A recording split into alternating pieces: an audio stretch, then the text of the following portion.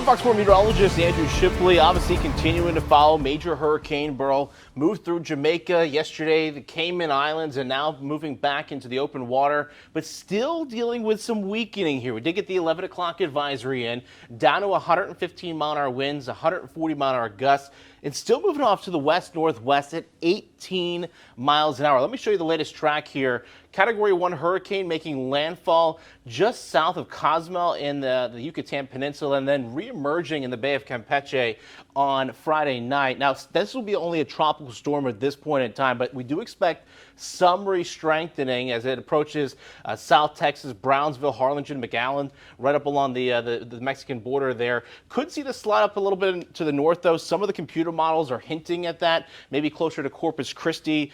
So it's something we'll watch. We'll have to see what it looks like once it reemerges back into the Gulf of Mexico there. But one of the things it's battling right now is a lot of wind shear. That's why we're seeing that weakening right now, and then it'll deal with that land interaction as well. That's why we'll see that downgrade from a major hurricane down to a Category 1, and then ultimately that tropical storm. Now that wind shear will back off once it gets into the Gulf of Mexico. That's why we do expect that little bit of re-strengthening, but we're talking 75 mile an hour, basically just a hurricane, at least at that point in time. But latest forecast models do show still that eye coming ashore there on Friday, right at 4 o'clock in the morning, crossing the Yucatan. But watch what happens here. You start to get that re-strengthening, that eye forming back up Sunday morning.